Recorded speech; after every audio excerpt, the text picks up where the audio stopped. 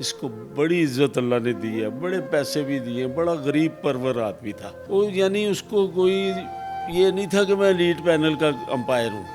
وہ آیا ہے, باہر سے آیا ہے, اور ریڑھی والے کے ساتھ بھی وہ بیٹھ گیا ہے, وہ نیچے وہ چنے بیچنے والے کے پاس بیٹھ گیا کلچے کھانے, گراؤنڈ میں بیٹھ گیا ہے وہ. اس کو کبھی یہ نہیں ہوا تھا, اس کو اتنا ایکسپیرینس تھا اپنے کام کا. یہ لنڈا نہیں بیچتا تھا, یہ سونا بیچتا تھا, سونا خریدتا تھا, سونا بیچتا تھا. آپ یقین کریں بالکل مجھے اندازہ ہی نہیں کہ اتنی جلدی اس کی روح پرواز کٹ جائے گی.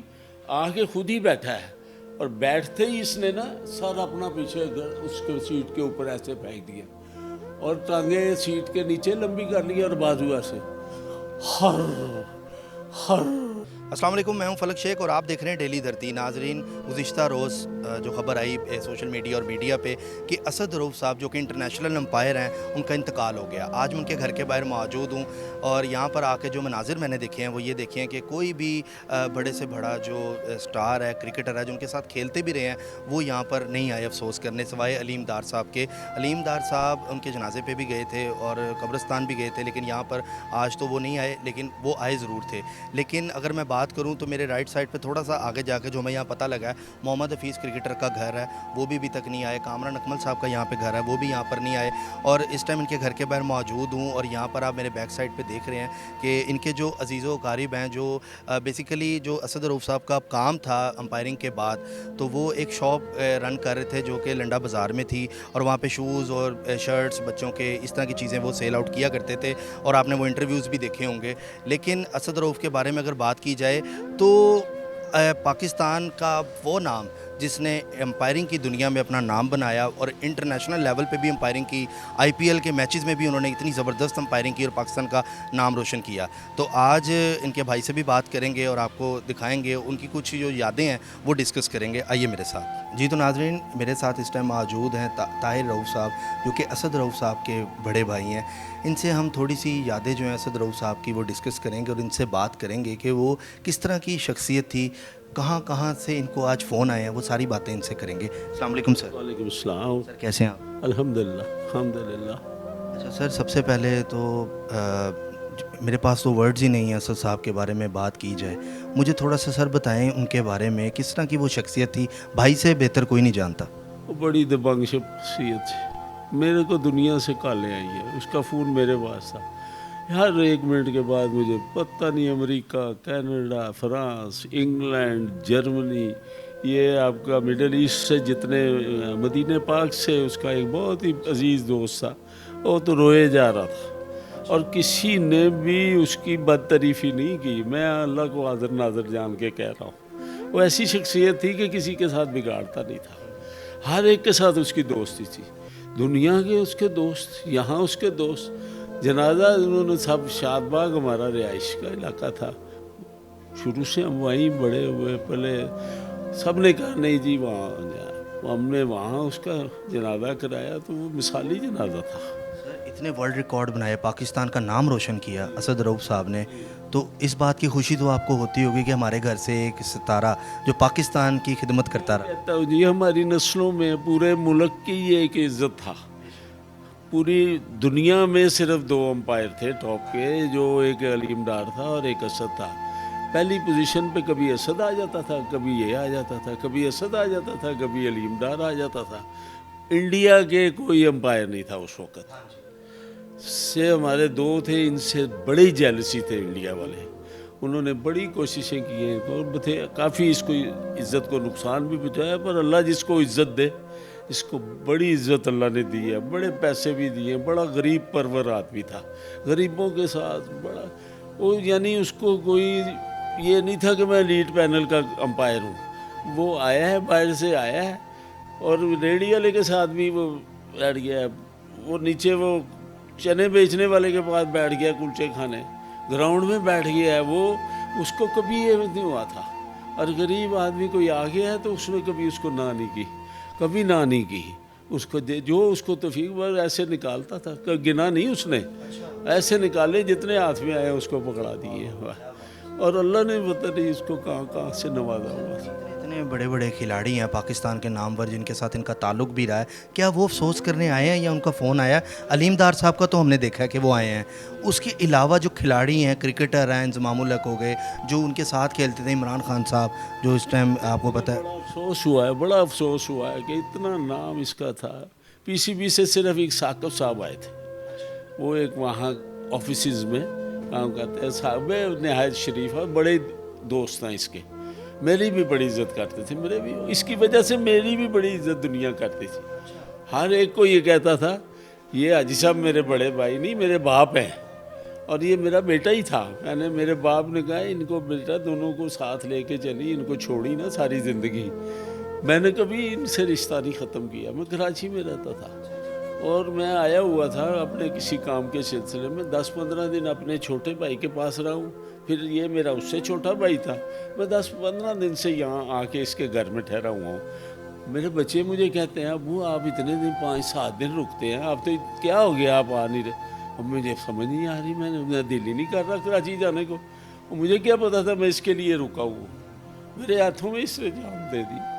11:30 बजे हमने दुकान बंद किया, मैं इसके साथ ही रोज़ जाता था।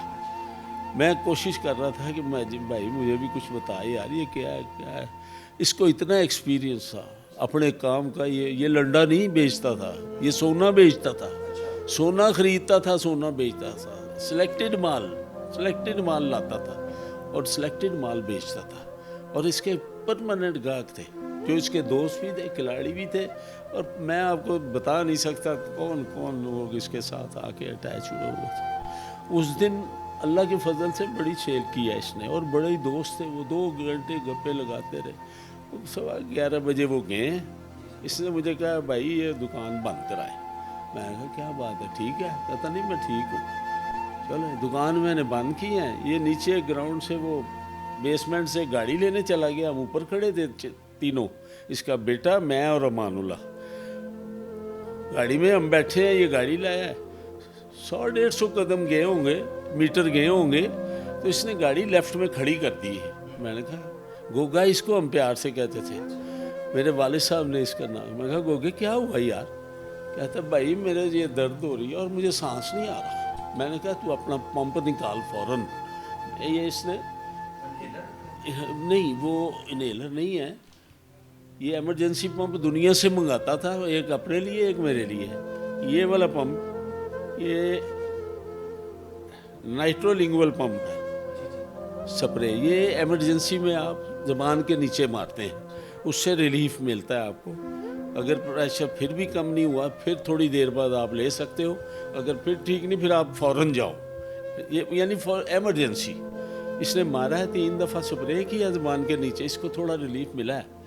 मैंने कहा चल ये मैं हॉस्पिटल है साथ, जल्दी कर उधर पहुंच, ECG कराते हैं और पता चल जाएगा, अगर कुछ नहीं होगा हम घर चले जाएंगे, अगर कोई प्रॉब्लम होगी तो उधर से मैं तुझे कार्डियो ले जाऊंगा, बेसिक ट्रीटमेंट तो मिल जाएगा ना। नहीं माना, बड़ी जिद कर गया है, नहीं माना। अच्छा कहता है इनको क्या बताओ कार्डियो क्या होता है, कार्डियो चलो। चलाओ फिर, चलो, ये चलाए, गाड़ी खुद ही चला रहा है। गया आगे रास्ते में पंप पे पेट्रोल भराने खड़ा हो गया। और मैंने कहा तू क्या कर रहा है सर? ओए हॉस्पिटल चल, तू इधर कहाँ खड़ा हो गया, रहने दे पेट्रोल। नहीं भाई पेट्रोल डलवाया इसने, 4000 रुपये का। उसको कहता है मानुला पेट्रोल भरा दिया। मैं कहा जल्दी भरो यार पेट्रोल। गाड़ी इसने फिर चलाई है, कार्डियो से 5-7 किलोमीटर पहले गाड़ी इसने रोक दी है साइड में।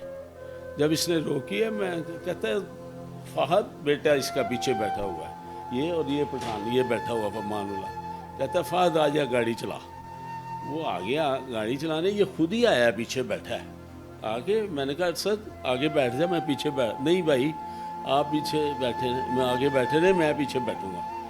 आप यकीन करें बिल्कुल मुझे अंदाजा ही नहीं कि इतनी जल्दी इसकी रूह परवाज कट जाएगी।